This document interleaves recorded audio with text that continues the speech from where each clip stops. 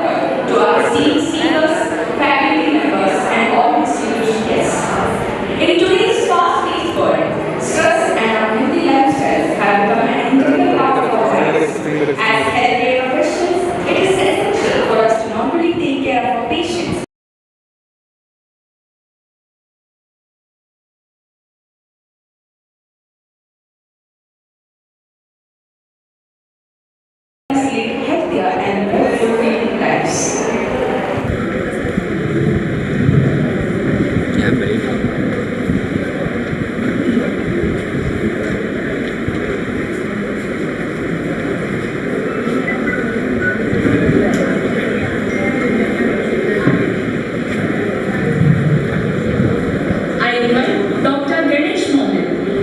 Medical Superintendent of Government Medical College Ernakulam to occupy the stage.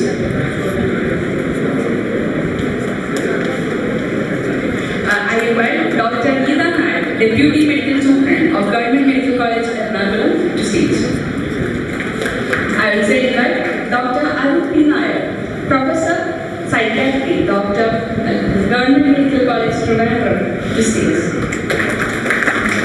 I also invite Dr. Jacob K. Jacob, Head of Medicine Department, Government Medical College, Ernakulam, to stage.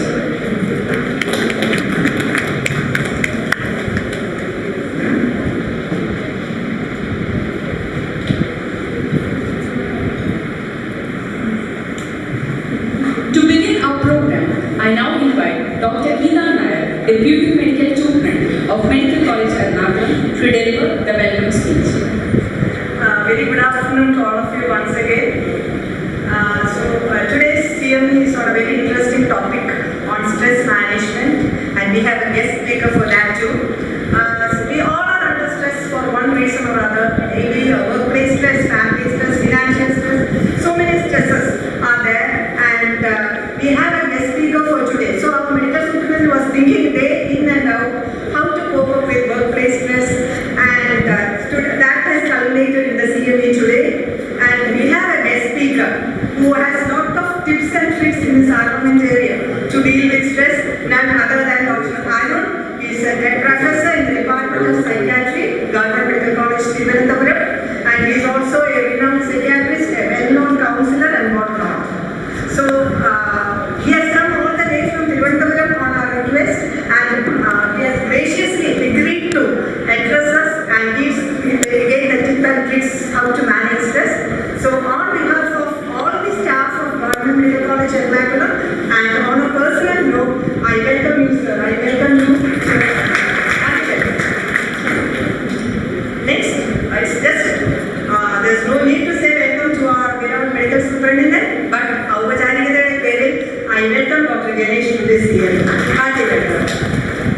Now we have another speaker with us today, our own Jacob sir, Professor and HOD Department of General Medicine.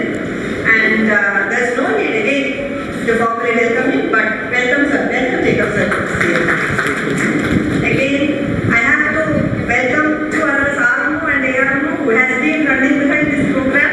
And that is how the program happened today, and that too in a very good manner. So welcome both of you, and to all my dear friends who has gathered here, welcome, hearty welcome to the CME, and I am sure you are going to benefit from this CME. And after a sumptuous post meet, we all are excited, Dr. Arun, to hear from you. Okay, over to you, Dr. Arun. And now next will be keynote address by Dr. Ganesh. Thank you, ma'am, for your warm and thoughtful words. Now I would like to invite Dr. Ganesh Medical Superintendent of Government Medical College, Ernakulam, to deliver the inaugural address and officially open today's session. Good afternoon, all. I wanted a very informal gathering today, but since they have asked me to inaugurate this, I declare the CME open. Last week, all the principals and the superintendents of medical college gathered at the DME office for their bi-monthly meetings. So the DME had invited Dr. Arun Nair to give a talk on stress management for principals and students. So I found the talk very stimulating and very useful. So I thought we can have one here, since you are all stressed up one way or the other, as Madam told. And I was surprised when he accepted my invite, because he had to travel like 600 kilometers to give a half-hour talk. I was very surprised once he accepted my invitation. Anyway, I am really thankful on a personal note as well as on behalf of the institution, Dr. Arun Nair, for taking all the effort for coming here and de-stress us with this talk. Please give him a good hand. And our own Jacob sir, I think Jacob sir is slowly focusing in the longevity medicine. The longevity is something which we should not laugh about. That's what I think. Longevity medicine is here. That is what my perception is. With the current breakthroughs in our fields as well as the available mechanisms, I think longevity is truly here. That's what I feel. That's why we selected this topic for the series of CMEs. This will be the first time of this, and we plan if my dreams come true, we will have Nobel laureates here giving us talks on longevity. That is my dream, and I am sincerely trying to bring in a Nobel laureate also to give a talk on longevity. Anyway, thanks for coming, and I thank both speakers for coming. Thank you. ഒരു കാര്യം ഏറ്റവും കൂടുതൽ all HODs ഏറ്റവും കൂടുതൽ CMEs ഇവിടെ നടത്തിയിട്ടുള്ളത് medical സൂപ്രണ്ട്സ് ഓഫീസാണ്. I think medical superintendent's office have conducted in the last 1 year at least 7 CMEs. I don't think any other superintendent's office have conducted a single CME. ഞാൻ ഇടയ്ക്കിടയ്ക്ക് എന്നെ തന്നെ ഇങ്ങനെ നോക്കി പറയും. പക്ഷേ അങ്ങനെ പറഞ്ഞാൽ മാത്രമേ മറ്റുള്ളവർ കാര്യങ്ങൾ അറിയത്തുള്ളതുകൊണ്ടാണ് ഞാൻ പറയുന്നത്. അത് വേറെ പ്രശ്നങ്ങളൊന്നുമില്ല. ബാലു സാറിന്റെ ടോക്കിനായിട്ട് നമ്മൾ എല്ലാവരും വെയിറ്റ് ചെയ്തു. ജേക്കബ് സാറിന്റെ ടോക്കിനായിട്ട് എല്ലാവരും വെയിറ്റ് ചെയ്തു. So please. Thank you, sir, for inaugurating today's CME. Our first session for today is on a very relevant topic: work-life balance and mental health at workplace. To speak on this, we have with us Dr. Arun B. Nair, Professor of Psychiatry at Government Medical College, Ernakulam. Dr. Arun B. Nair has conducted over 2,000 episodes of health and social awareness programs and is the author of 18 books including Leave, Learn, Look Right and Advances in Psychiatry and Medicine. I invite Dr. Arun B. Nair to take the stage and enlighten us with his insights. A very good afternoon to all of you, and my sincere gratitude to respected Medical Superintendent Dr. Ganesh Mohan for giving me this great opportunity to address this august gathering of the elite group of doctors from Kochi. There are my respected teachers in this group, a handful of my friends, some of them I'm meeting after a very long time. So my sincere gratitude for all these opportunities again. And my sincere gratitude to the ARMO Dr. Madhu also for helping me reach here on time. So as it was very rightly pointed out by the superintendent, longevity medicine is the in thing today. I think many of you might have seen that series in Netflix about one person is experimenting his body to live probably till the end of this world, and how his experiments have impacted his body as well as enlightened the medical field. And those of you who are yet to see that, it's a very interesting documentary. Please, I would request you to watch that. So coming back to our topic, work-life balance and mental health at workplace. 2016, the theme of World Mental Health Day, which falls on October 10th, was mental health at workplace. 8 years passed, and in 2024, once again, World Mental Health Day came, and that year's theme was, it's time to prioritize mental health at workplace. So what it was, mental health at workplace alone, within 8 years has become a top priority. But still, mental health at workplace continues to be a dream which is not yet accomplished. That is the reality of the present scenario. So let's go to the next slide, please. So my presentation will be addressing broadly these areas: how to identify the phenomenon of burnout and how to address burnout in professional clinical practice, how to manage your time effectively, which is one of the important skills which every medical professional should learn to practice, how to manage or balance profession with marriage, family, children, etc., and how to give priority to what is important in life, and finally, the most vital question which no doctor wants to discuss or listen to: when to retire from the profession of a doctor. Next slide. So these are the stages of the career of a medical professional. You know, it starts from the time you are a medical seat aspirant, frequenting entrance coaching classes, competing with the best brains in the state, trying very hard to get into the medical college, thinking that life will be a bed of roses the moment you enter into medical college. And you might be remembering the first class which our basic sciences professors have taught us. In the first day of a medical school, they talk usually about milestones in our life. So maybe your parents have told that at the time when you were in the 10th standard, this is the most important milestone in your life. Once you cross this milestone, life is going to be a very happy thing.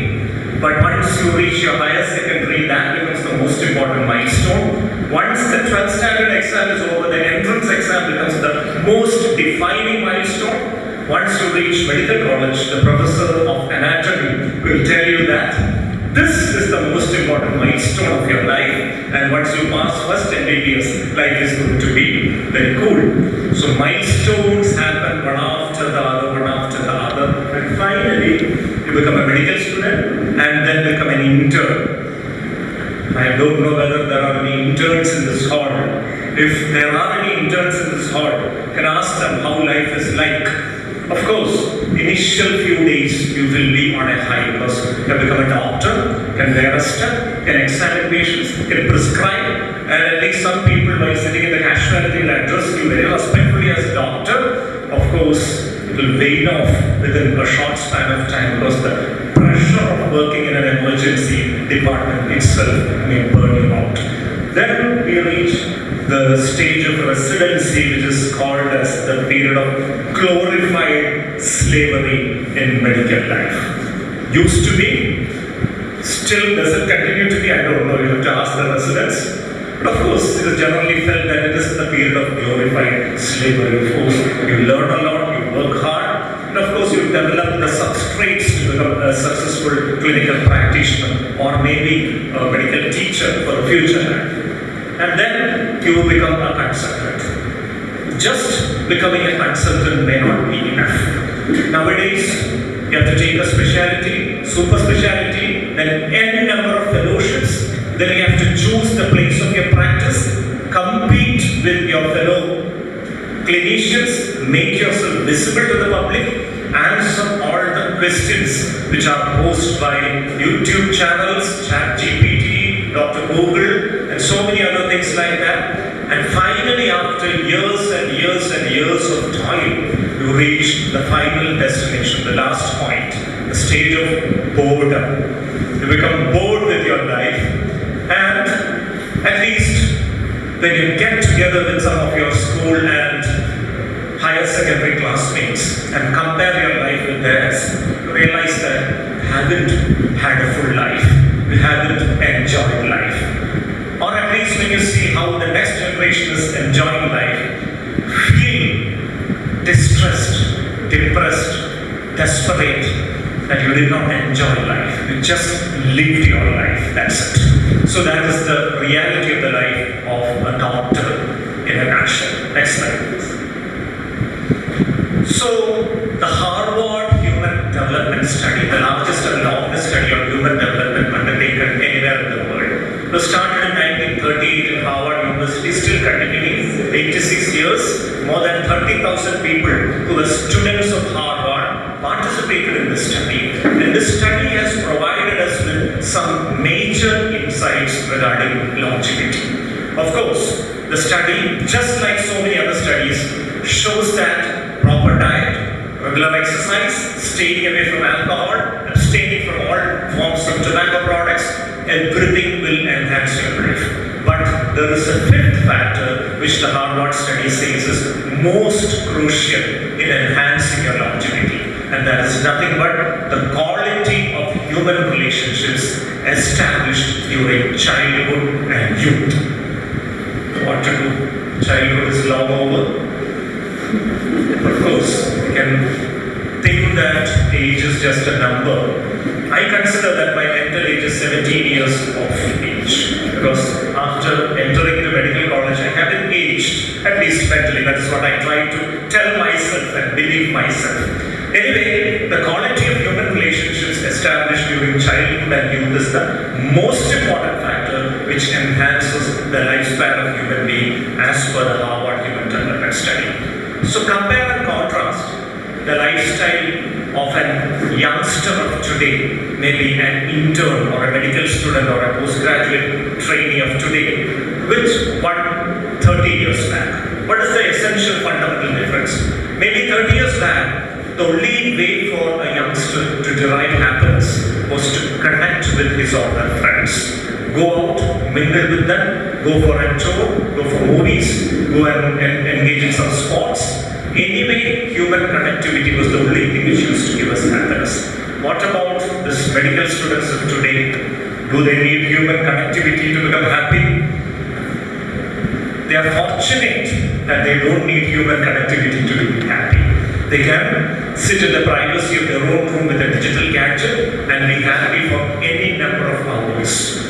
And what is the parallel we have to draw from here? Human beings have become much more impatient, impulsive, thanks to the digital revolution. Maybe 30 years back, if you wanted to watch a movie, the only way was to go and stand in a long queue in the cinema theatre, try to get a ticket. If it was too busy, you have to reserve a ticket for another show and go back. If you wanted to have some good food from a high-end restaurant, you had to walk to that place, wait there for your turn, and then go in when the turn is due. If you wanted to profess your love to somebody 30 years back or 20 years back, what used to be the usual pattern? Bold enough, you can communicate directly, which people seldom do. You engage a hum-sum, or maybe you send a letter and you wait for the reply patiently. So the moment from which a desire is developed in your brain and the moment at which it gets satisfied, there used to be a time gap between these two. And during this time gap, your brain had that capacity or the time to pursue the two different outcomes of your desire. Desire may be satisfied, it may be turned down. So you could think about the possible plan B. You go and watch the movie, you want to go and watch the movie. If by any chance you won't get the ticket, what is the plan B? I'll go to the beach, have a good time there and come back. The plan B was always ready. And even after you have engaged a hum-sum, your brain is prepared to understand that maybe if I am turned down, what shall I do? There are many more fishes in this ocean. That used to be the plan B. But nowadays what happens is that just by a click, all these desires are satisfied. Just a couple of clicks, your food is there. Just a couple of clicks, the ticket for the movie is there. And you don't even have to click, you have to just send an emoji and you can profess your love to somebody and the reply is also instant. So there's no time gap between the proving of the desire and probable satisfying of the desire. So our brain doesn't get enough time to pursue or to understand or to contemplate two outcomes of our thought process. So what happens if your desire is not satisfied? You tend to overreact, and that is probably one of the reasons behind the news items we have been reading in newspapers over the last month continuously in Kerala. So let us come to the next. What is burnout? Burnout is one phenomenon we need to recognize in ourselves as well as in our colleagues.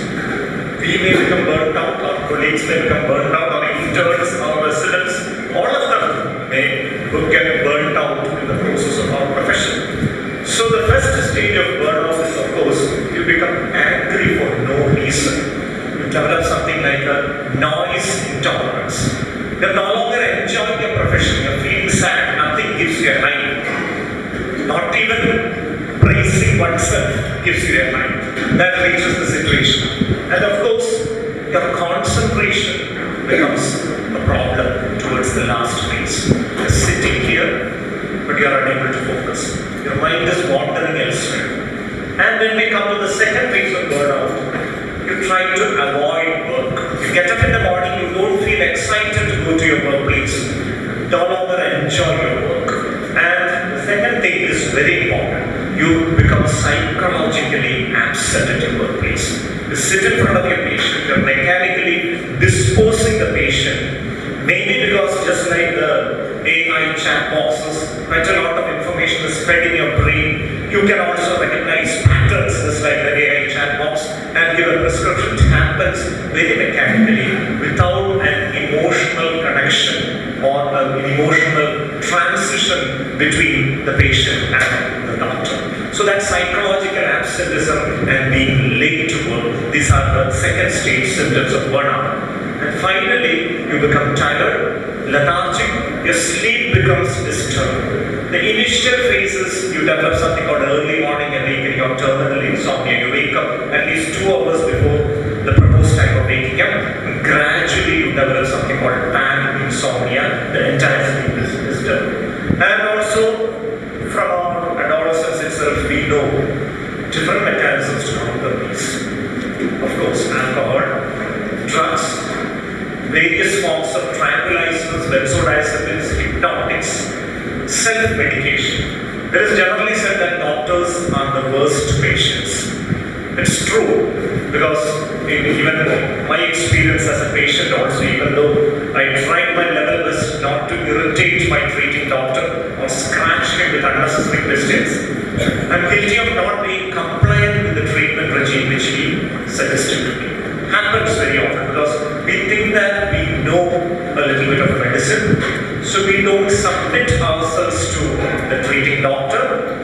We try to modify the treatment regime as per our convenience, and of course we suffer.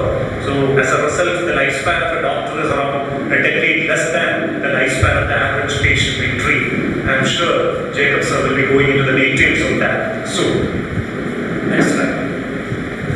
So how to manage your burnout? If you don't recognize burnout and don't manage it appropriately, you may develop depression in future. So the first and foremost thing in managing burnout is to take a break. I just want to introduce two terminologies here: trigger and glimmer. Trigger is a term we are all familiar with. You are triggered by so many things. You are triggered by irritating comments. You are triggered by a demanding patient. You are triggered by an alcoholic person who is shouting at you and coming at midnight to the emergency department for treatment for nasal irritation which has been there for the last 1 week. You are triggered by public opinion about doctors, so many things which generate a negative emotion. So any stimulus which generates a negative emotion, be it anger, be it sadness, be it anxiety, be it fatigue, that is called a trigger. And what is glimmer? Glimmer, a glimmer of hope amidst all these negative things in life as they say. Glimmer is a stimulus which generates a positive emotion, a sense of well-being in your mind. So it is generally felt that all triggers stimulate the sympathetic nervous system, and of course you become worried with how many manifestations which may be physical as well as psychological. While the glimmer may stimulate the parasympathetic nervous system and you may reach a calm and controlled way of existence. So it is always important to identify some glimmers in your life. Glimmer is not something which is very big, which gives you huge amount of happiness or anything like that. Don't expect anything like that to happen in your life. But of course, glimmer may be the sound of a song which used to stimulate you a lot in childhood, haven't heard for a long time, but now you are hearing it after a long time. It could be the taste of food you have once in a while. It could be the warm smile of your patient who smiles with a little bit of gratitude even these days when he comes back to you for a review. It could be a word of appreciation from a colleague who is very grateful for something you have done, an act of kindness you have done. So identify your glimmers, and every day when you walk to your workplace, just focus on one or two of these glimmers. Maybe the cold breeze in the morning, maybe the sight of the sun, maybe a vision in which you see some small birds interacting with each other. Anything can be a glimmer. Identify what is your glimmer and focus your attention on those glimmers during the time you commute from your home to your workplace. That is one thing which can help you from refrain from burnout.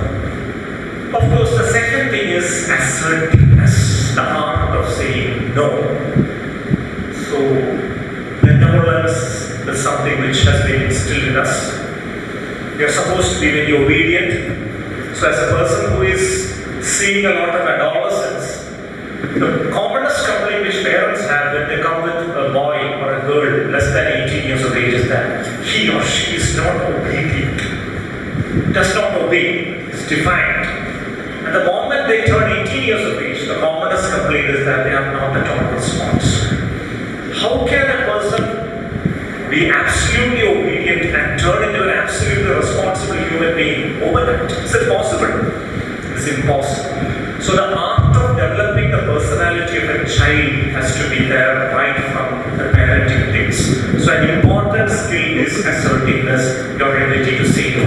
There can be situations where a lot of people are demanding your attention, which may include patients, politicians, social activists, your students, family members, so many like that. So you need to prioritize, understand what is your priority, and if necessary, if you feel that a particular demand from a particular person is not worthwhile at this point of time, it is not your most important priority at this point of time, you can politely say no.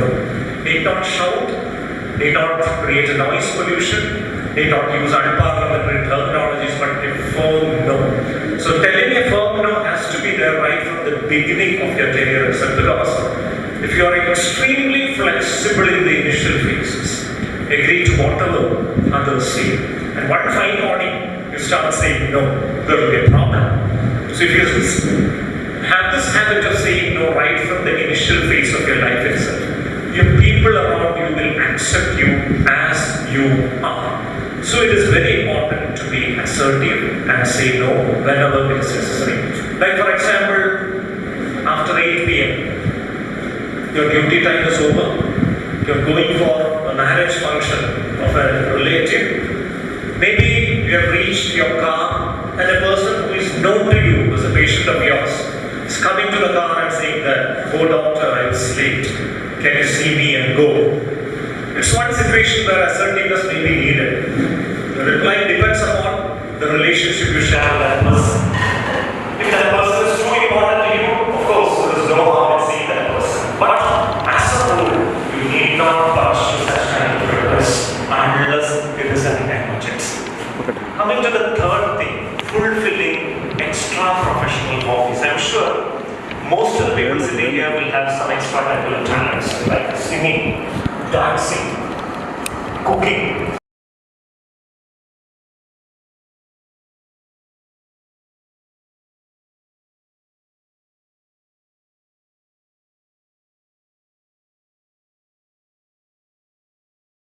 After that, you are too busy with the exam schedule of your kids, and you are just surviving or enduring your life without enjoying a little bit. So you need to keep some time for your own habits. So anything which gives you happiness, spend 1 hour a day for that. Be it painting, be it singing, be it reflecting, be it journaling, be it writing poems, be it writing short stories, anything.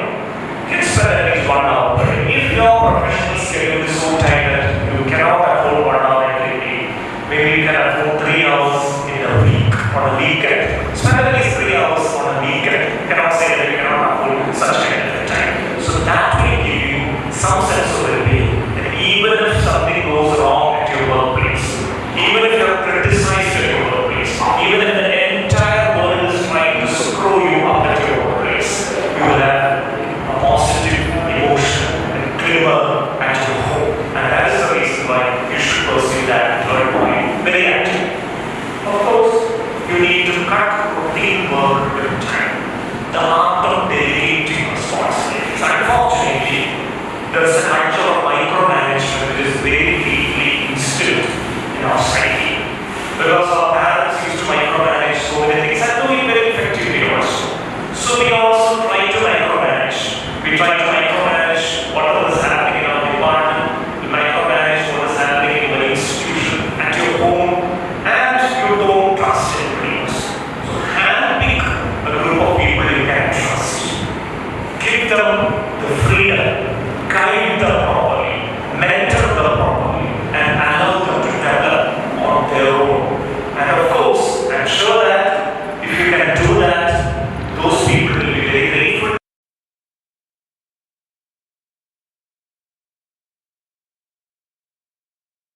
My two syndromes which are very commonly seen in the life of a doctor. Number one is Benedict syndrome. Benedict is a very feminine person to us, where they celebrated sculptor who, when he came to know that his son is becoming one.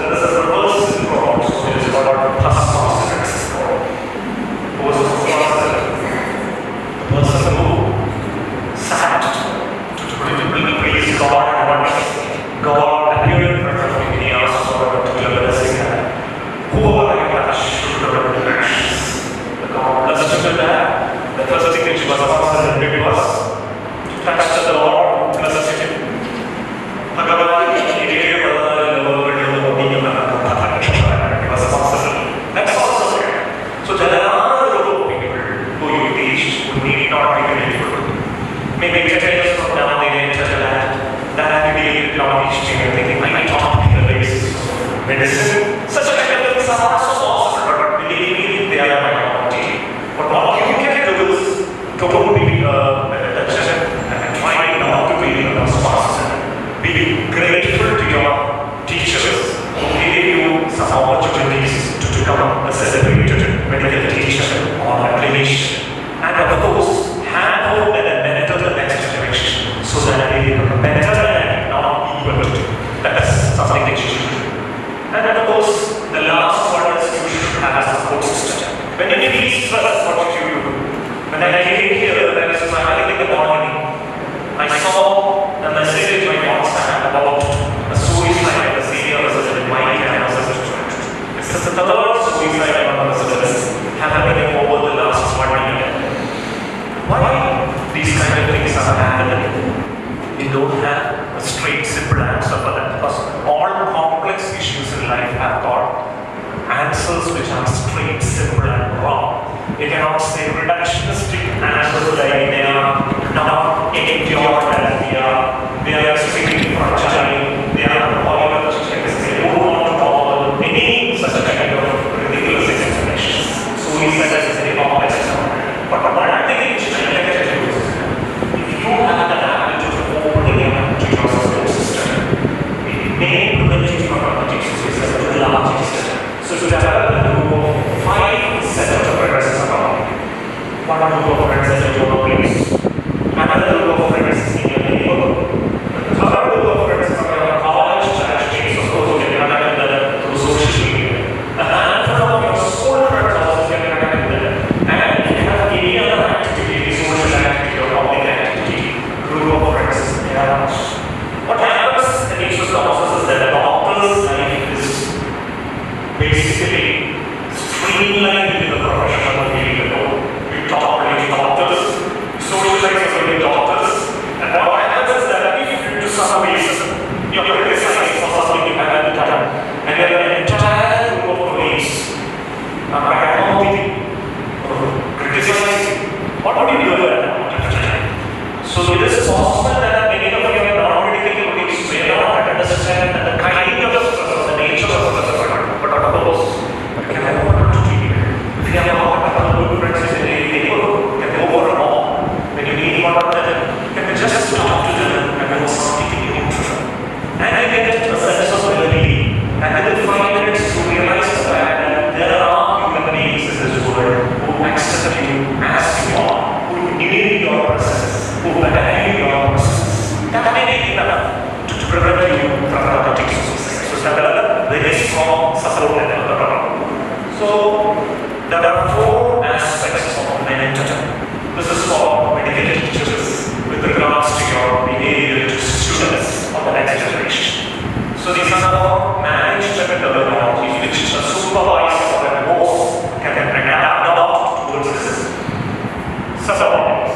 Number 1 is women's empathy. What is women's empathy? Women's empathy is your very kind to your student to such an extent that you don't correct them at all. You accept it completely. You keep on pampering to such an extent that continues performing all the mistakes he gave and finding and as a silver life. Second is obnoxious aggression. This is the absolute opposite of women's empathy. There are other people who just criticize, just find fault, don't appreciate the hard work done by any student, any intern, any postgraduate, any subordinate. They feel that I've seen but this is a very critical thing that in my room there is only one chair. I don't offer a chair to anybody who comes into my room because if I offer that chair, then they forget that position. So this is the psyche of anybody with obnoxious aggression. It's a very conventional another thing, but it does not work. It's not. If you believe in this aggressive way, you are sure to see with it, and you are sure to try to trouble us. Third one is manipulating sincerity.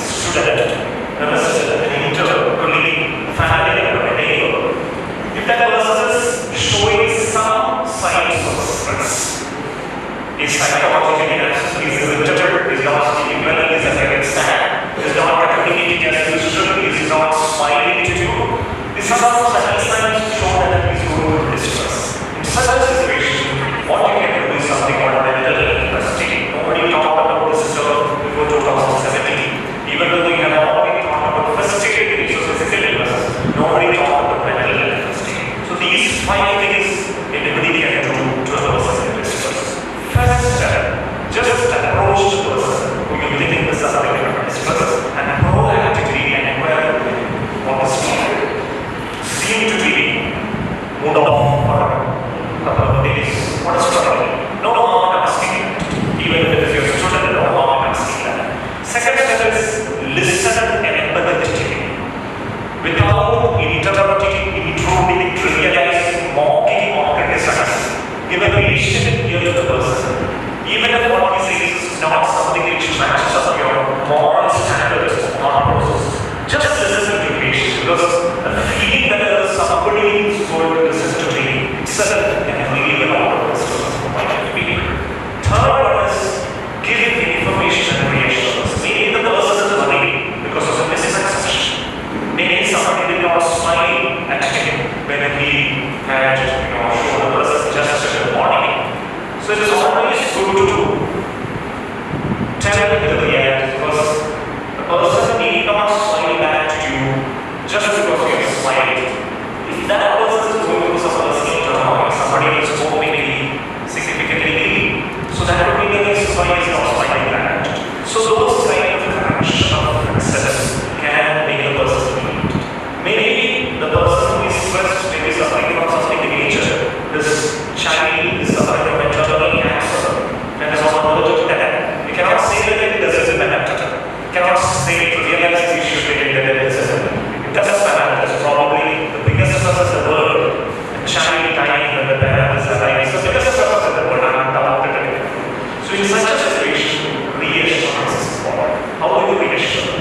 Never give blanket promise that I will take care of everything that makes sense. You can tell that within my limitations as a human being, in the best possible way, I will be of help to you. That is a very genuine reassurance. Just doing these 3 things can relieve the stress a lot of you. Even after these 3, if still the problems are continuing, we may need to get the help of Gmce. So as a professional help is necessary, we need to consult a professional get a clear idea regarding whether this person is going through depression or anxiety or any other disorder and get a proper treatment. And the fifth one, again, let's learn from how the most important thing. Anybody who is stressed should not be isolated or stressed. You should ensure that there should be people along that person. You should inform his parents or relatives and ensure that just a few moments of being alone can make a person contemplate suicide. To the best of my knowledge, the suicide which happened yesterday, the particular person very actively might be participating in rehearsals for dance in a conference, and 2 hours later, we hear the news that she has fevers. So such kind of brief periods of aloneness, as I would write it on. Aloneness is very different from loneliness. What's the difference between loneliness and aloneness? Loneliness is a state in which the society is isolated. And aloneness is a state in which there are hundreds of people willing to tell you, but you cannot see them, you cannot perceive them. You feel that the entire world has isolated. So this is mostly aloneness. Should not allow a stressed person to be alone. There should be our support system around. And I'm not mentioning anything about this slide because of our next topic discussing more.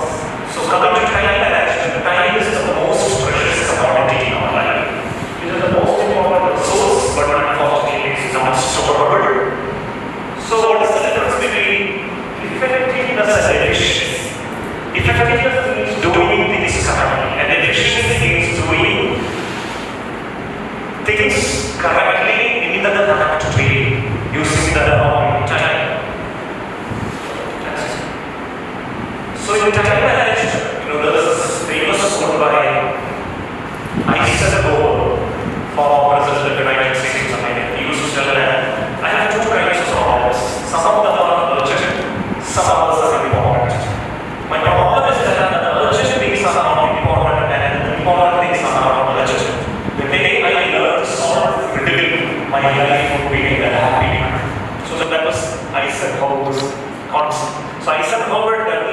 something called an Eisenhower method of time management also.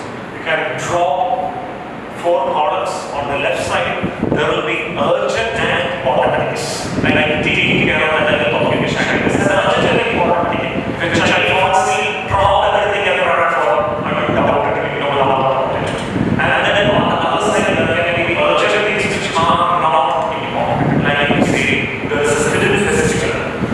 This is today the last day to book the ticket for that. This is not important. Of course, if you have time, you can go. But this is not a life form that is finished. What if you want to do it, you have to do it. Third is important but not urgent. Paying school fees for the children, or maybe, paying the electricity bill or things like that. But if you are free today, finishing a job today. The fourth one is now depending on non-urgent things. Unfortunately, this is the group of things for which we spend a lot of time and charity. This is something going to teach to people who are not arguing about trivial things. So we spend a lot of time in social media. Discussing things which are inconsequential. We need to cut that leverage and focus on that. Again, this is a very important thing in the life of a professional who really manage a perfectionist, a possessive spouse who has no time for the spouse.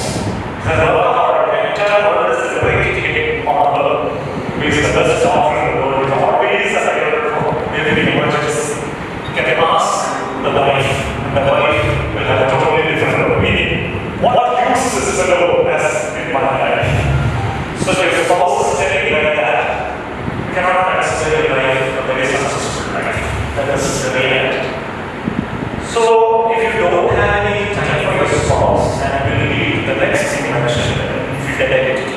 Unfortunately, it's a very harsh reality, which is very hard for many professions. We will talk about not only to reveal to many cases as this toxic God. Boredom, which is a consequence of burnout. If you don't have anything else which gives you happiness, if you get happiness only from your work, if you keep on reading the same thing over and over again, if you don't really discover your skills in your workplace, sure the reach the face of boredom, and that is going to destroy your life. And of course, planning financial things and careers. That is also very important thing. We did not mention about that to doctors who are very knowledgeable, but keep those things also in your mind. So in your marriage, definitely spend at least 1 hour with your spouse. Respect each other, have fun together, and the whole statement is the most important thing. Treat your spouse as the VIP of your life. Undoubtedly. If you don't treat your spouse as the VIP of your life is going to be deep trouble. So please see that if you don't take any other point forward, it's fine, but take this point forward.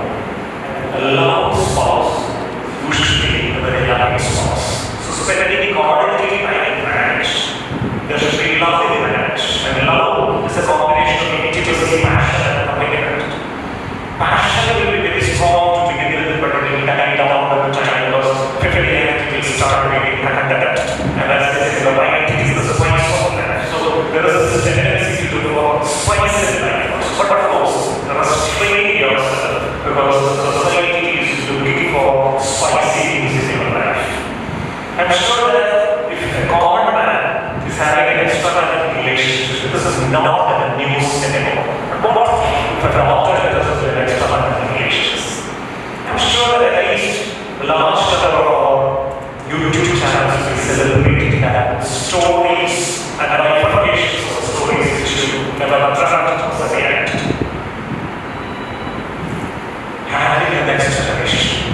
So situations are going in such a way that the birth rate of Kerala is coming down, and whoever children are remaining in Kerala are also migrating and Israel. So 30 years from now, Kerala is going to be a grand old age home. That's the reality.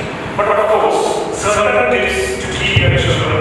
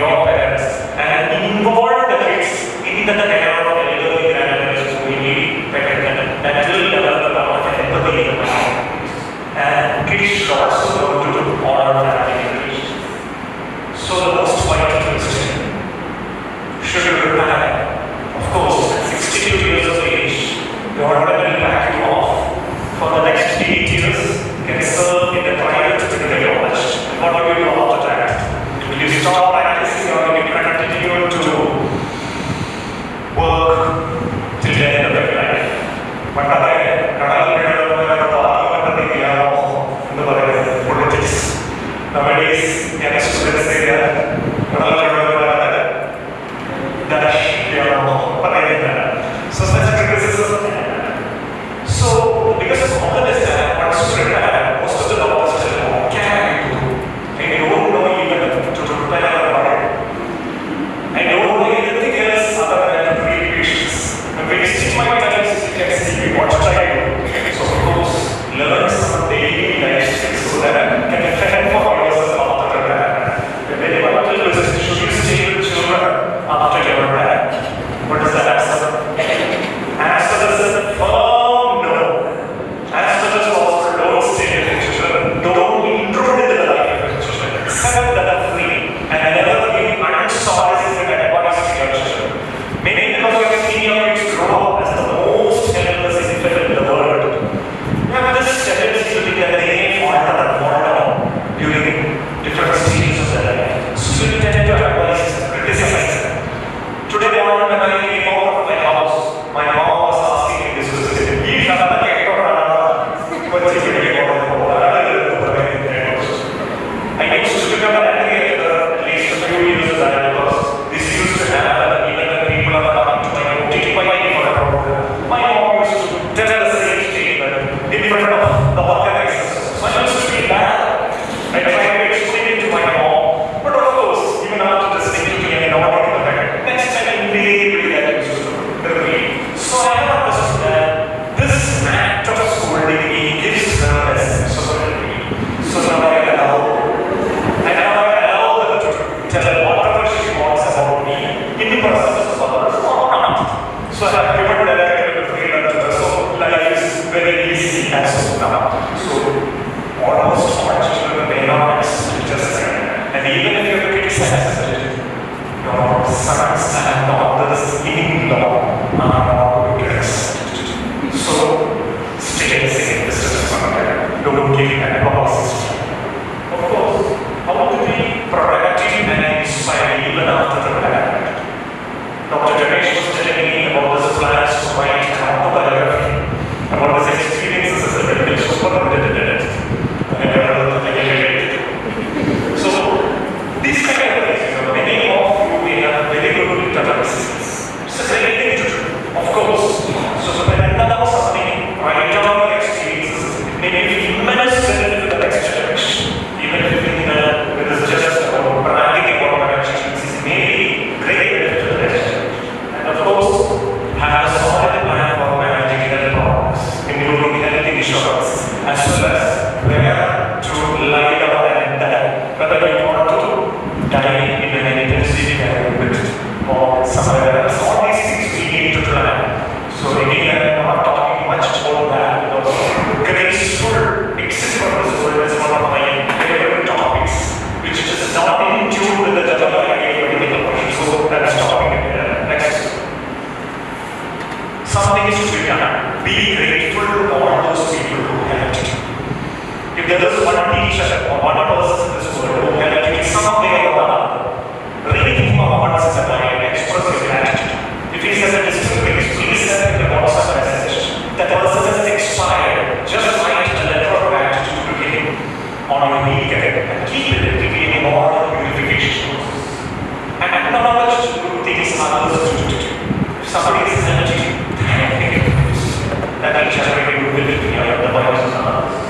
Give and take respect. Of course, you can't expect everybody to get up and say you every time. That habit is gradually weaning off from our community. But of course, never necessary to give respect to everybody. That is really better. Connect with experienced people. Share your life experiences, professional and otherwise, with people who are more experienced. You can listen to the experienced wisdom and that can help a lot. Never hesitate to ask for help. Don't ever listen to complex. What doctors experience on a certain stage in their life is that they feel too competent, that they feel that it is not good to ask for help. So there is this element of toxic masculinity which is creeping into the psyche of doctors. Never ever hesitate to ask for any form of help to any of your friends. There is no harm. Always try to help. You should have a philosophy for your life. Try to help. Somebody is asking you for a small help. Don't sit with your muscles flexed. Try to be flexibly helpful. Empathy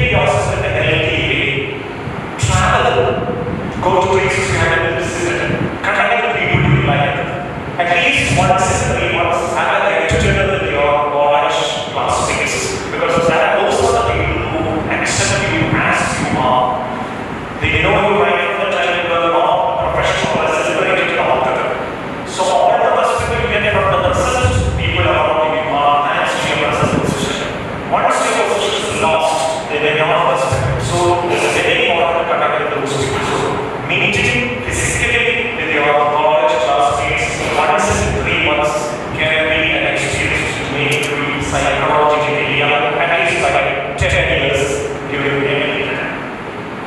Take breaks whenever needed for your profession, whenever you feel that you have time, take eligibility, go on and travel and have some time.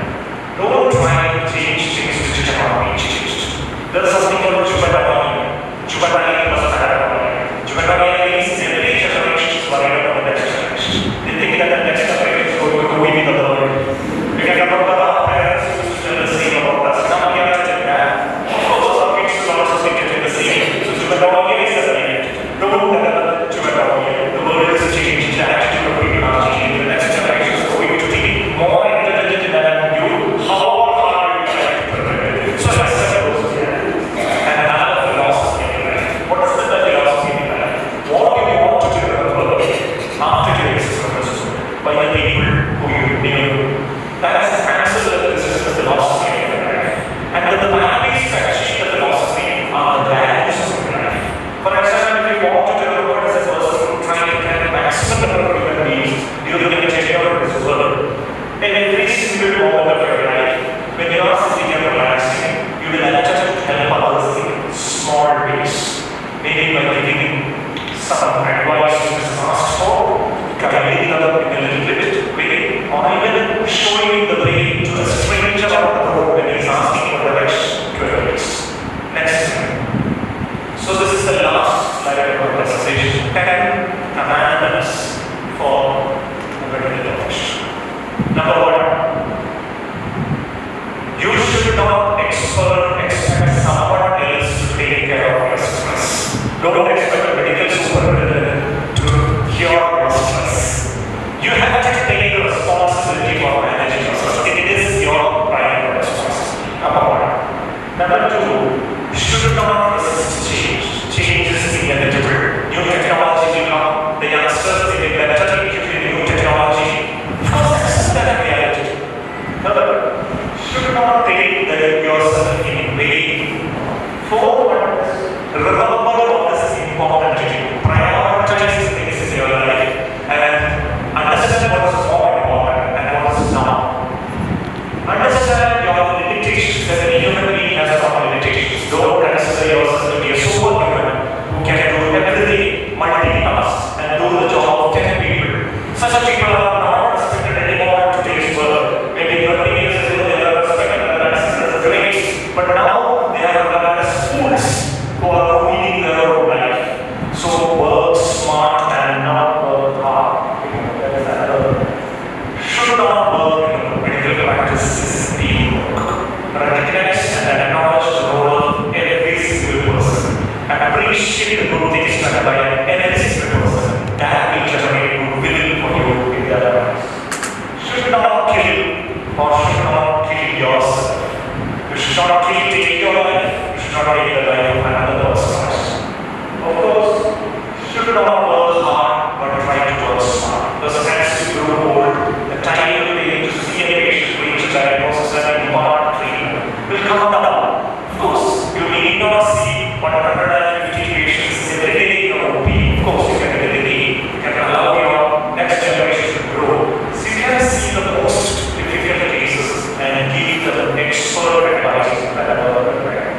Find joy and mastery in your work.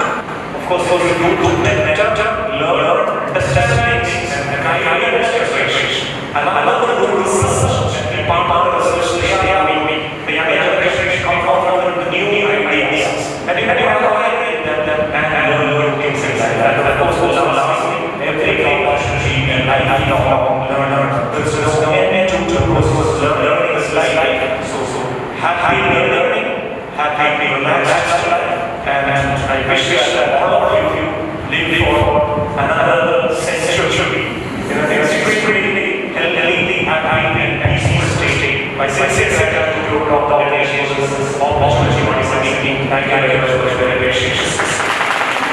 Thank you so much for the conversation. Mental peace is the key cornerstone of successful professional life. As a like to present on moment to our esteemed speaker, Dr. Arvind Nair. I invite Dr. Ganesh to kindly to the honors and present momentum. Any questions?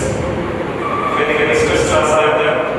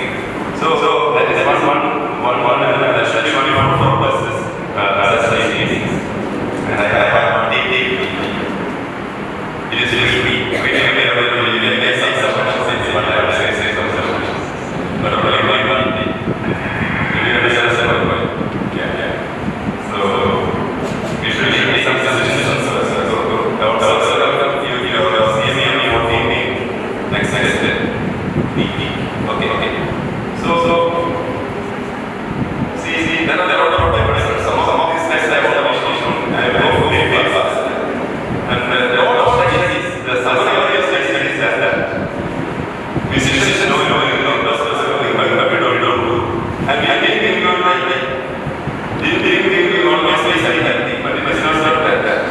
Lot of activity. And I see Indian obesity also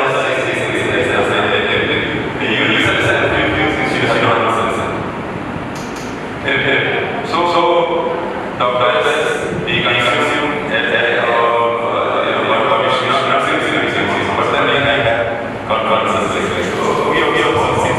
and we have cancer, we have heart disease, we have dialysis.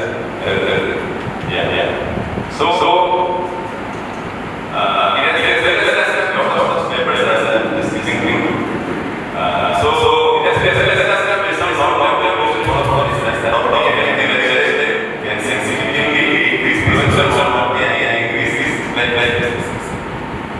So we should have our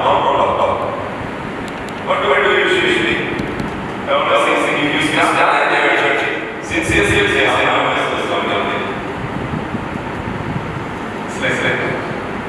so we should have our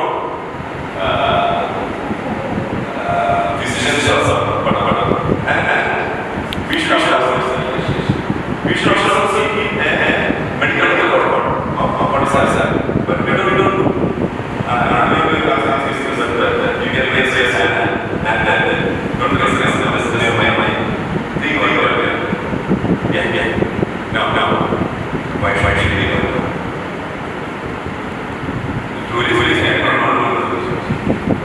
Because see, I will listen so how and how well it is will be the reason I or business.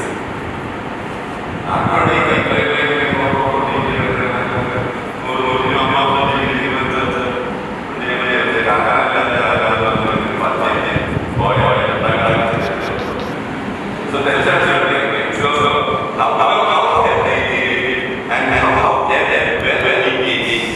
That should be your business. Now, what is this system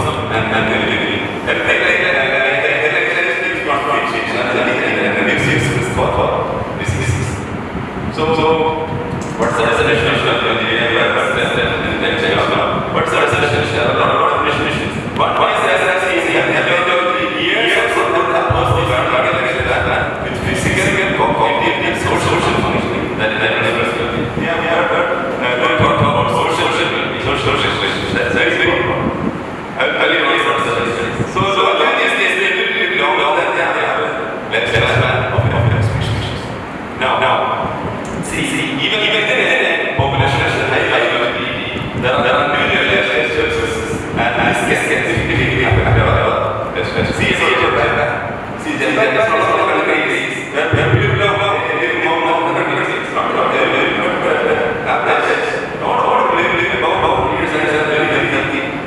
now, and they don't know they're low stress levels.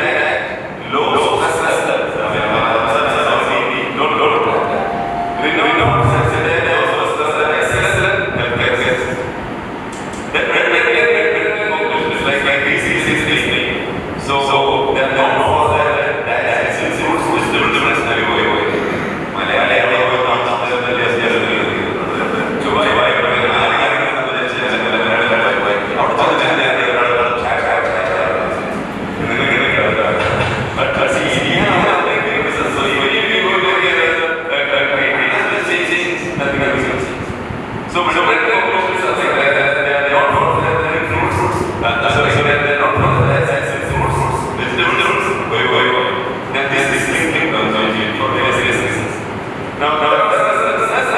different.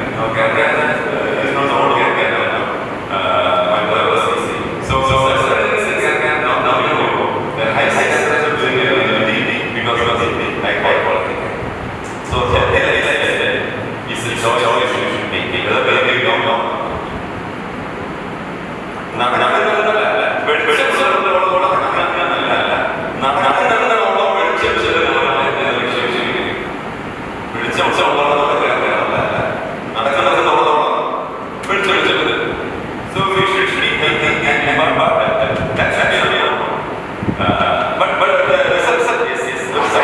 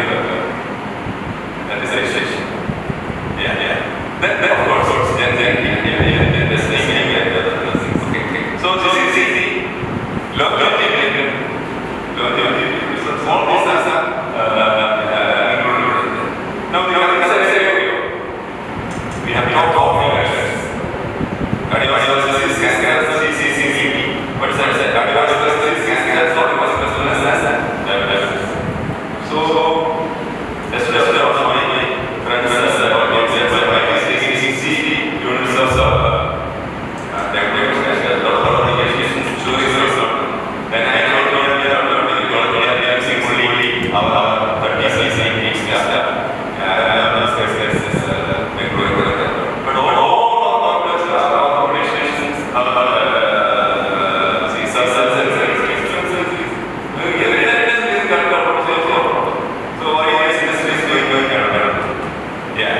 So I'm going to tell you something very important. You should practice this.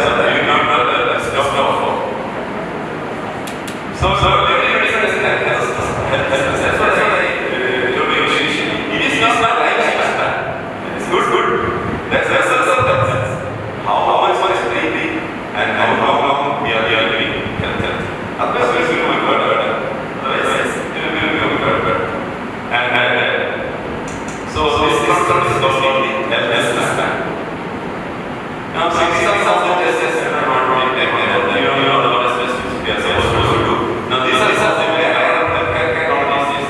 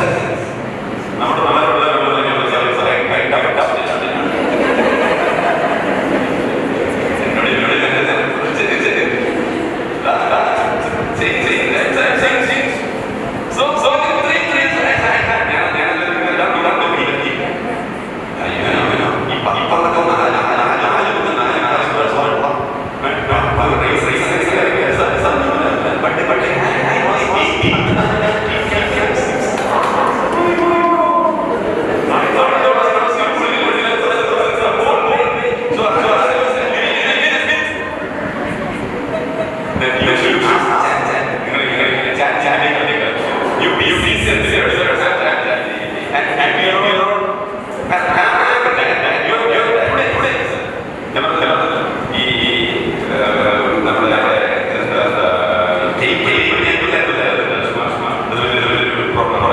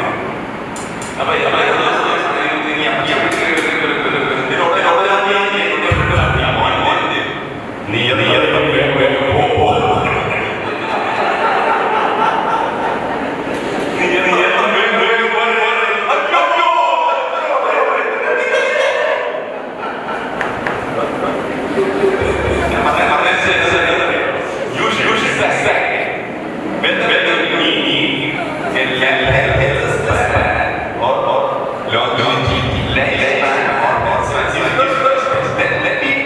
let not go back.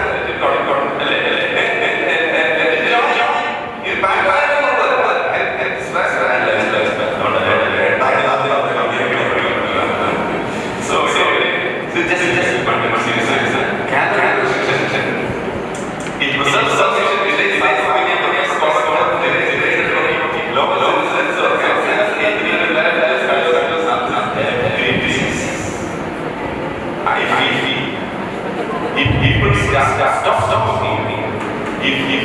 If they have and there's serious construction handled by maintenance and companies which you can buy from our shops.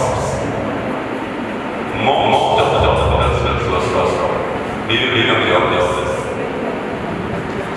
What's I saw cameras just how far many minutes in the passing or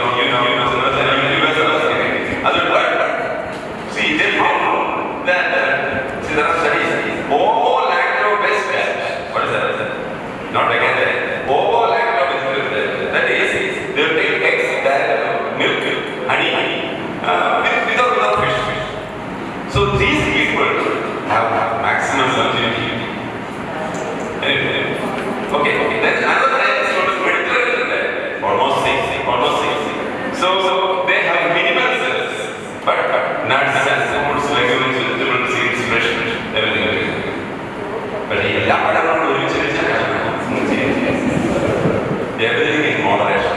Everything in moderation. That part of the science world, the number of human blood keeps the dog away.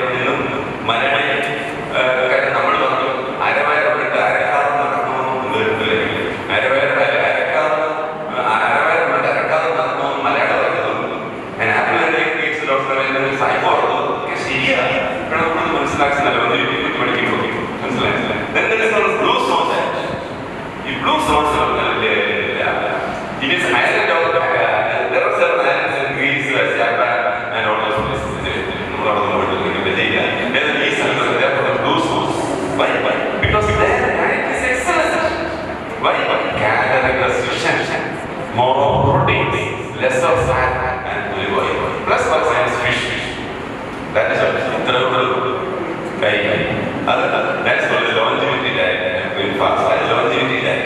Then one good news for dental services. Very happy, especially because several studies have proved that the county you have to go home and count. If your number of teeth is more than 20, you live long. Believe me. If the number of teeth is more than 20, but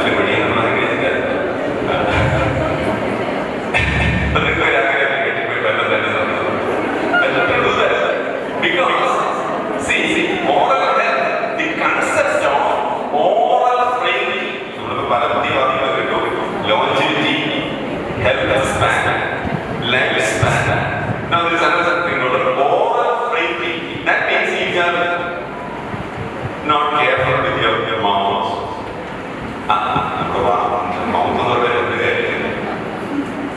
നമ്മുടെ birds സൂക്ഷിച്ചില്ലെങ്കിൽ പണിയുമ്പോൾ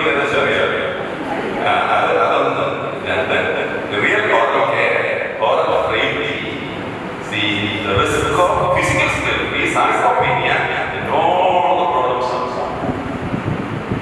so see, there are a lot of methods in oral care. So that is very, very important. I think at least for 50% of you said new. What about this other? Anyway, it was surprised to me with a lot of studies I have given. So even if you do everything, if your oral health is not good, you may not be able to. That is the problem. So I think dietary supplements, just skipping this, there are a lot of drugs. They are called supplements. They are not actually therapeutic. They are supplements like NAD because they are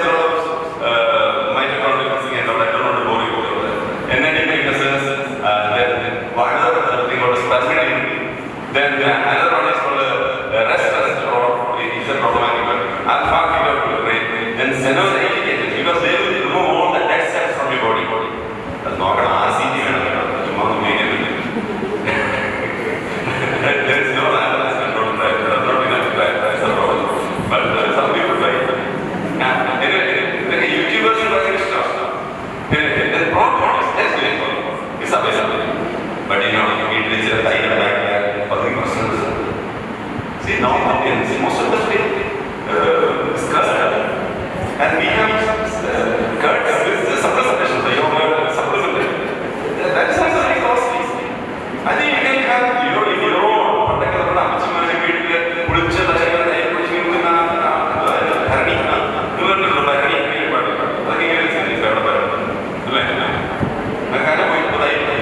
So what is happening? Our microbiome industry. This is very important. Yogurt and this is a beneficial bacteria you take. No problem. It should become daily. You should take. So for lunch, what you should take is 1 cup yogurt, 1 plant, and 1 cup vegetable. 4 glasses of water.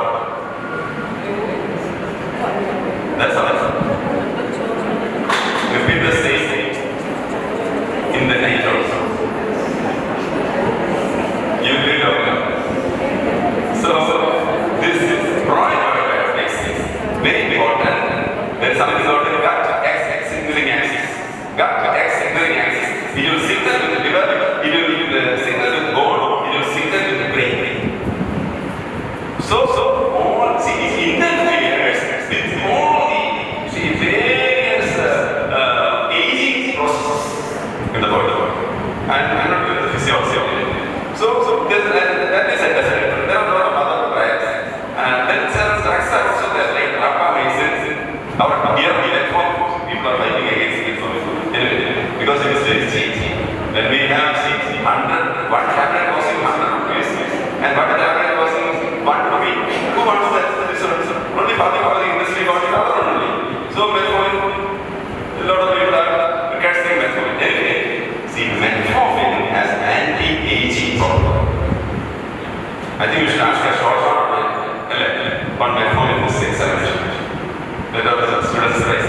This is also anti-diabetic. There's a lot of things because it is a very clear drug, time-proven drug, and it has promising. It is a zero-therapeutic drug. It is a zero-therapeutic drug. Okay. So there's a study for targeting aging with metformin. They found that it offers zero extension. What's the name? I'm going to show you. 329 episodes. Then there are a lot of other factors like statins, aspirin, and all that. So those are good. So see, new research. I said that people want to. Is there any research happening on preventing suicide? Maybe a lot of things are happening. We are doing a lot of research regarding longevity, and they are not calorie restriction women is mainly still you can eat a lot and consume this calorie. So that you can eat also, but calorie restriction. I don't know. So I don't know. See, why we age is information. The diet which we consume. ഈ bakery പിന്നെ നമ്മുടെ ലുലുമോള് നമ്മുടെ ലുലുമോളി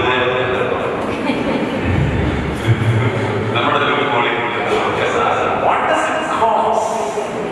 They are all inflammatory drugs. Sorry, inflammatory food.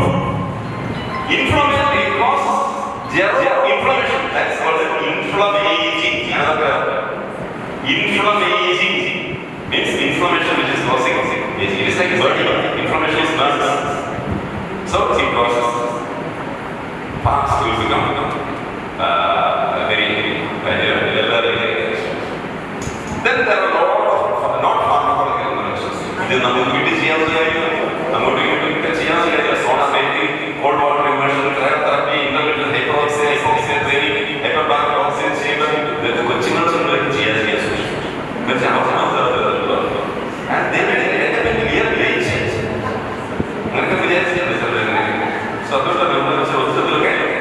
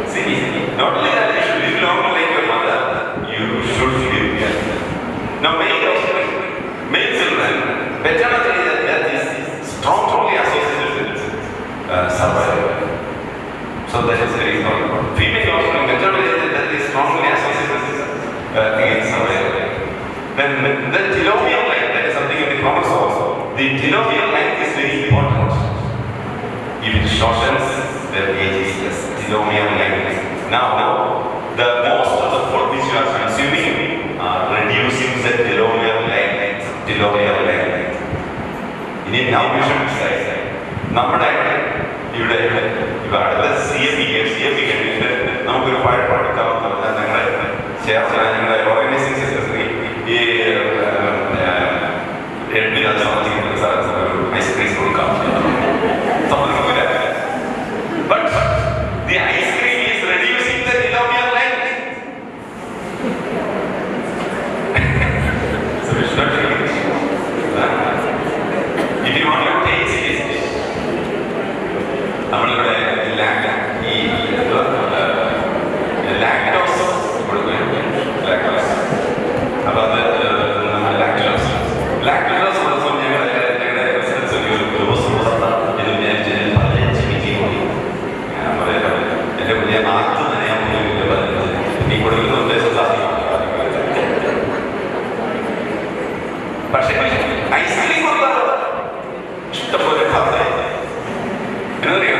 ഗുജറാത്തിലുള്ള അറിയാം ആൾക്കാർ മരിക്കാൻ പോകുമ്പോൾ ചോദിച്ചിരുന്നു ആ പോപ്പ് എന്ന് പറയാൻ കൊടുക്കട്ടെ ഐസ്ക്രീം മാമ്പോസ് എന്ന് പറഞ്ഞാൽ ഐസ്ക്രീം കൊടുക്കട്ടെ എനിക്കും കൊടുക്കുന്നതാണ് ഐസ്ക്രീം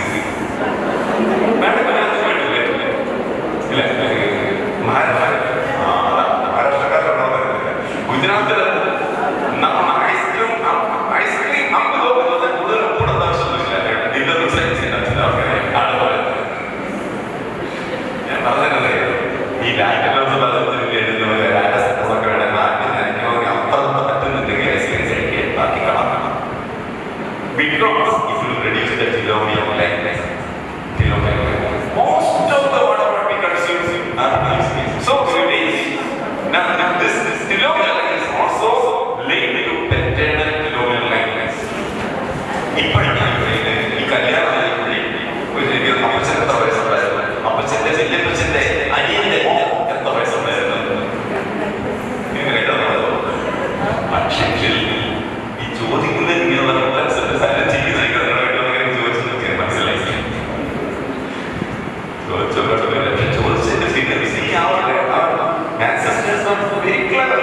അവർക്ക് തിലോമിയോ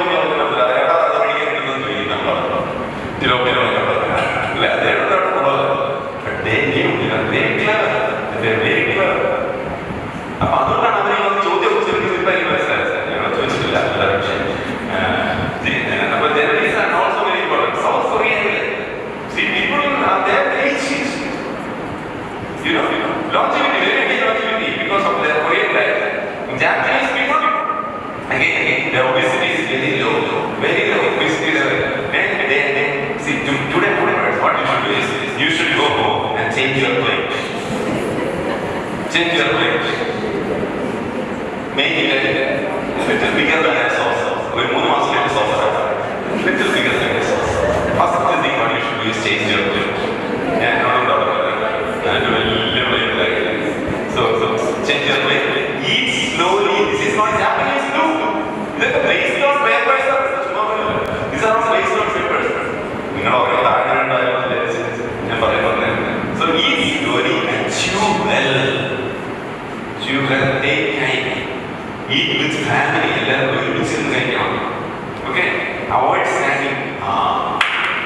There's a recent study. What does that study show?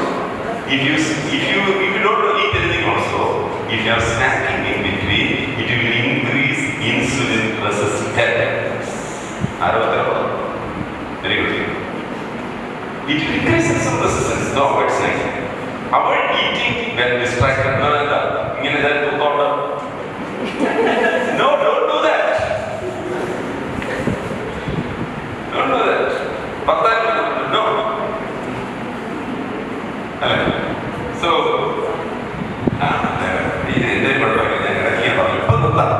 ഈ വർത്താൻ പറഞ്ഞു കഴിച്ചു പോയി നമ്മുടെ അനസ്തീഷ്യോളജിസ്റ്റ് പ്രിയോ കഫേ കുറവുകളൊന്നും വിളിച്ചു അല്ലേ? ശരി, വർത്താൻ പറഞ്ഞിരിക്കാൻ പാടില്ല. ഏതായാലും പോയി ഒരുത്തരും അറിയുന്ന തട്ടോ ഇപ്പൊ നമ്മുടെ ആക്സിസ്റ്റേഴ്സ് വന്നതിന് കുഴപ്പമില്ല. ഞാൻ ഓർമ്മയായിട്ട് പറയാം. എന്താണ് നമ്മൾ പറയുന്നത്? അയ്യോ നേരെ കയറി ഞാൻ ഒരു സംഭവം ഒരു രീതിയിൽ കയറുന്നില്ല. ഇവിടെ കാണാം കയറാൻ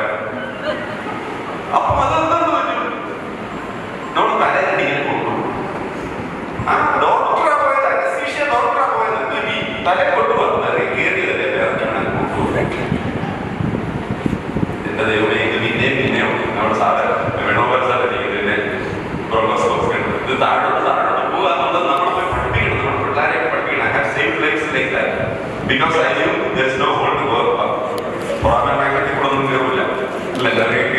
it is going in its aspiration ആണ്.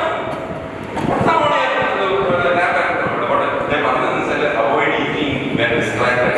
Cut your carbs, fruit and fish. Avoid all addictions and do all calisthenics.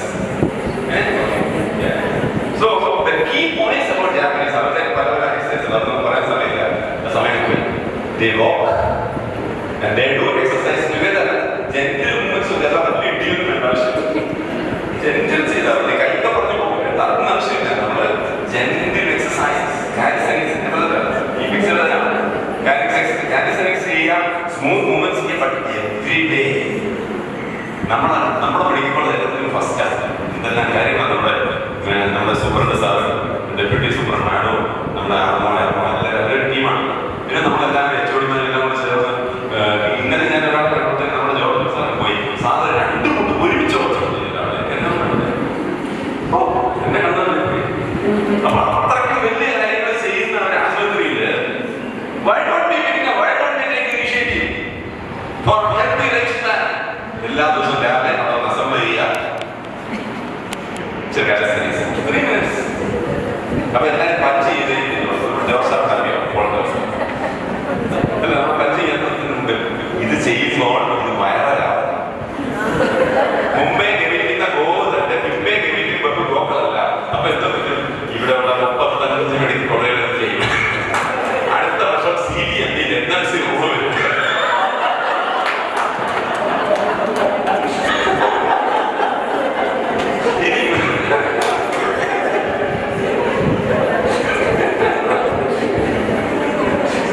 NLC rule ഈ പോലെ പഞ്ച് ചെയ്യുന്നതിന് മുമ്പ് കാലിസ്തനിക്സ് കാണിക്കുന്നതിന്റെ ഫോട്ടോ അപ്ലോഡ് ചെയ്ത ശേഷം മാത്രമേ. So another way for longevity is to smile enough and laugh enough every day. എത്ര നിമിഷം നമ്മൾ ചിരിക്കുന്നുണ്ട്, എങ്ങനെ ലാഫ് ചെയ്യുന്നുണ്ട് എന്നുള്ളതും കണക്ക് വേണം. അത് ലോഞ്ചിവിറ്റി കൂട്ടുന്ന സത്യമായും there are studies for that. Okay, ഇവിടെ സമയം പോയി.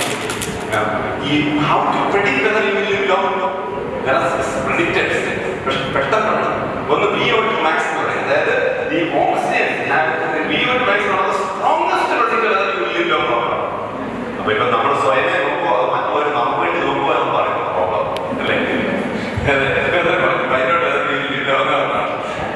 So VO2 max is a formula also and is closing it. Then another is grip strength. നമ്മളിങ്ങനെ പിടിച്ചിങ്ങനെ പോകാൻ grip strength. That is another marker of longevity. Okay? Then another marker is leg strength. See, this exercise is I want one person to come back, but that's not right. So this is leg strength. This is another marker of longevity. In the neck, first one, VO2 max. Second one, grip strength. Third one, leg strength. And then balance. Even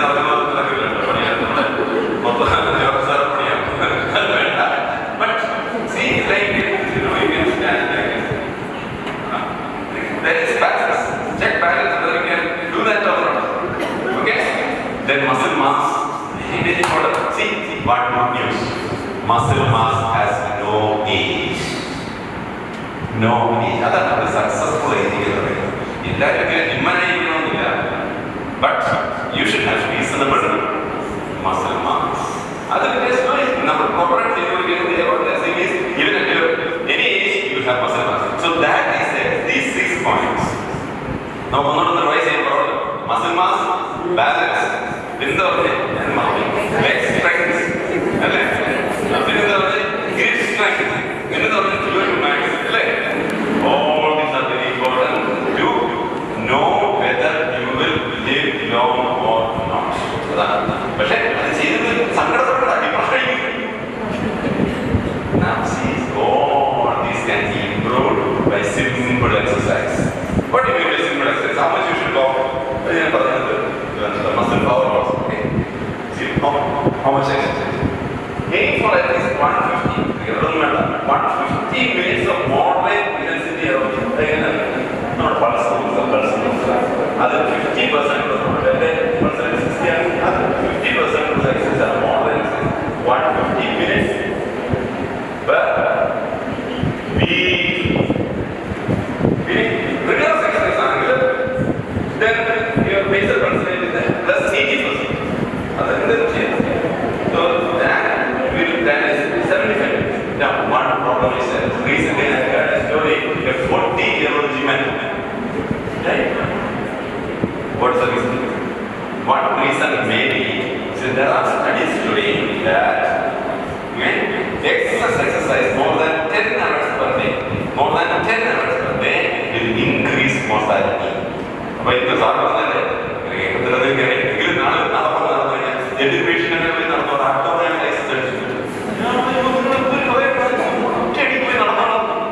so we need to slowly start. But this is the target. So how healthy we live and how well we live, how we age is very important. These are the role of it for that time. So it's our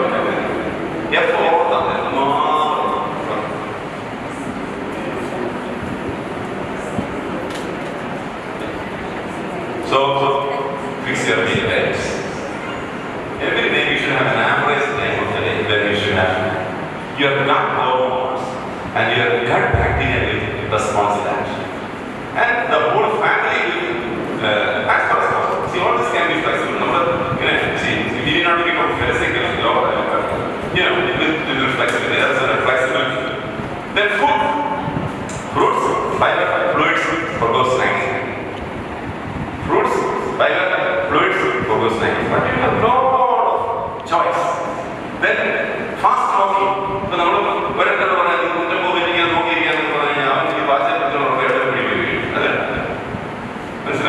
So fast walk, 4 times minimum 4 times a week. Preferably 5 times a week. 40 minutes and 4 kilometers with family and friends. Family and friends. You don't want to party as well. Safe and and then friend in the mother, you don't know but you drive on that. Also, you don't read the doctor to the GMC. So we don't know that. You go in driver on the so I always tell you be safe. But so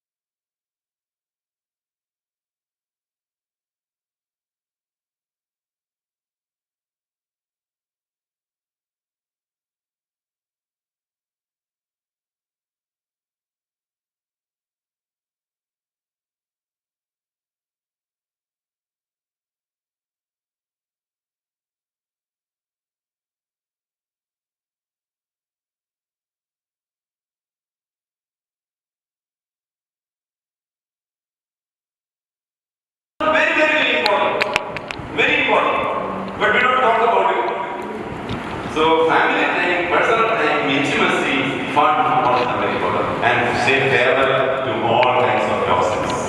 You name the nonsense yourself and say farewell. Okay? And family time, you can have a fruit dinner in between. Our children used to enjoy. We used to like we have a fruit dinner. So different fruits you eat, but only fruits. So you can have fruit dinner, freaking outing, and some fun family meals, family games, smiles and laughter, enjoy your holidays, then fresh air. Fresh air. Somewhere go, take fresh air, and floss your teeth. That's very important, as I said. And forget the past. നമ്മുടെ മനസ്സിലെല്ലാം വിഷമങ്ങളും പ്രയാസങ്ങളും വെച്ചുകൊണ്ടല്ല ഇനി എത്ര exercise ചെയ്താലും ജീവിക്കത്തില്ല. അതാണ് കേട്ടത്. ഒരു മണിക്കൂർ സാറിന് എക്സലന്റ് ഇതുപോലെ സാറ് അടിപൊളിയായിരുന്നു. ഈ മനസ്സിൽ മുഴുവൻ ഇങ്ങനെ ആസ്വദിക്കുകയും കുഞ്ഞായ്മയും കൈക്കൊണ്ടിനൊക്കെ ഇംഗ്ലീഷ് ഭാഷ കണ്ടുപിടിച്ചത് നേരെ കൊണ്ട്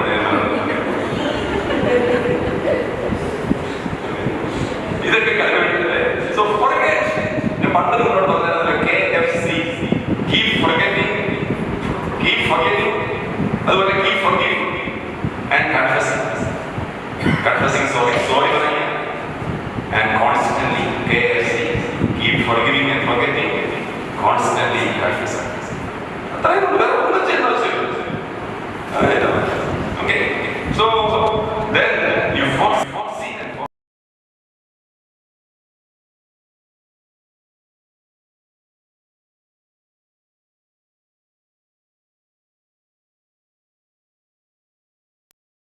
and firmly follow the divine, and with your goals, ways, etc. And find solace for at least few minutes with the hand. ആരെയാണ് ധ്യാനിച്ചത്? നിങ്ങൾക്കൊരു ഡിവൈൻ ദൈവത്തിൽ വിശ്വസിക്കുന്നതാണെങ്കിൽ തീർച്ചയായും ദൈവത്തെ അല്ലെങ്കിൽ നിങ്ങൾക്ക് ഇഷ്ടമുള്ള കഥ ധ്യാനിക്കുക, എന്ത് ധ്യാനിക്കുക, ശാന്തമായി ഇരിക്കുക, ഡീപ് ബ്രീതിങ്. അല്ല ഇപ്പൊ ഇത് എല്ലാവർക്കും ചെയ്യുന്ന ഡീപ് ബ്രീതിങ് ആരും നമ്മൾ പഠിപ്പിക്കുന്നത് ആരും അതിനെ പ്രത്യേകിച്ച് കോൺഫിഡൻസ് ഉണ്ട്. പക്ഷെ ഞാനത് ചോദിക്കുക, നമ്മൾ ശ്വാസം ഉള്ളിൽ പോകാൻ ശ്വാസം എടുക്കുന്നില്ലെന്നുള്ളതാണ് സത്യം.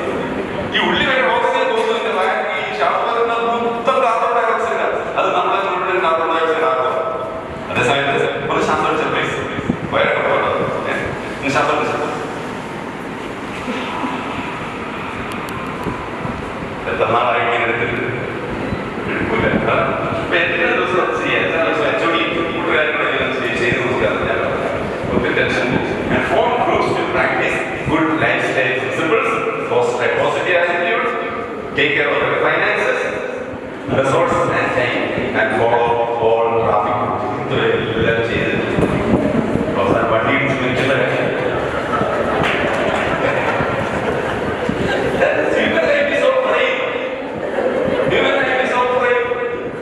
കഴിഞ്ഞ ദിവസം ഞാൻ ഞങ്ങളുടെ വീട്ടിൽ പ്രാർത്ഥിച്ച് ഇറങ്ങി ഞങ്ങളുടെ എപ്പോഴും സംസാരിച്ചു കാർ ഇറങ്ങി ഡോറ് തുറന്നപ്പോഴും ഞാൻ സംസാരിച്ച് തുറങ്ങി നോക്കിയപ്പോ നമ്മുടെ ഒരു സാറൊക്കെ ഓടിച്ചത് നമ്മുടെ ഡ്രൈവർ സ്ട്രെസ്സൊക്കെ ഓടിച്ചത് ഇവിടെ ഒറ്റ റിവേഴ്സ് എന്റെ കാറിന്റെ എന്തോ ഡോർ സാറേ പോട്ടെ ഞാൻ ഒന്നും പറഞ്ഞില്ല. എനിക്ക് സ്ട്രെസ് ആക്കിയിട്ട് അദ്ദേഹത്തിന് സ്ട്രെസ് ഉണ്ടാക്കിയത്. പിന്നെ ഞാൻ ഡ്രൈവറിനോട് മാത്രം ഞാൻ പറഞ്ഞു കൊണ്ട് ചേട്ടാ ഡ്രൈവിംഗ് എനിക്ക് അറിയാൻ വേറെ ഒരു ജോലി എടുക്കുമോ എനിക്ക് നല്ലതെന്ന് ഞാൻ പറഞ്ഞു. So these things may happen. These are the realities. So longevity is multifactorial. It is multi-pronged. It is multidisciplinary. So everybody is important. We can contribute to each other in living healthy lifespan. That is very important. So നമ്മൾ പറഞ്ഞതുപോലെ അവസാനത്തെ tragedy ഉണ്ടായില്ല. നമ്മുടെ ട്രാജഡികളെ പോലും നമുക്ക് സന്തോഷമാക്കി മാറ്റാൻ സാധിക്കും. നമ്മുടെ ഇപ്പൊ പറഞ്ഞ പോലെ സാറിനെ പോലെ നമ്മളെ വേദനകളെയും സങ്കടങ്ങളെയും ട്രാജഡികളും ഒക്കെ നമുക്ക് സൂപ്പറാക്കാൻ വേണ്ടി സാധിക്കും. Then we will again positive stress മാറുമ്പോഴും ലോങ് ലൈഫാണ്. അത് സാർവത്താണ് ഞാൻ പറയുന്നത്. അതാണ് my suggestions. You should have a healthy lifestyle. You should do some measurements today. You should take certain decisions. You can keep a journal of progress, keep some accountability, and and decide now. So how healthy you live, how well you age is the reason behind how long you live. Thank you, thank you, thank you. Thank you, sir, for that insightful session. Aging is inevitable, but leading a healthy and fulfilling life is in our hands. As a token of our gratitude, we would like to present a photo to Dr. Jacob. I invite Dr. Geeta Nair to kindly present the photo to Dr. Jacob.